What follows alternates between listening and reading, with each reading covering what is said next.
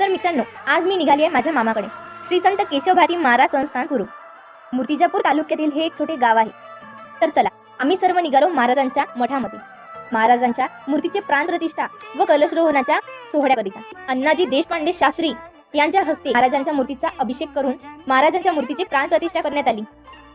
प्रतिष्ठेचा सोहळा सुरू असताना गावातील नागरिकांमध्ये वेगळाच भक्तिभाव व उत्साह दिसत होता. त्यानंतर आम्ही महाराजांच्या मूर्तीचे दर्शन घेतले. महाराजांच्या दर्शनासाठी भाविक भक्त खूप उत्साही होते. त्यानंतर सोहळा संपन्न झाला. व्हिडिओ आवडल्यास लाईक आणि शेअर करा. जगी तेज झळकू दे, तू हे चिदान दे.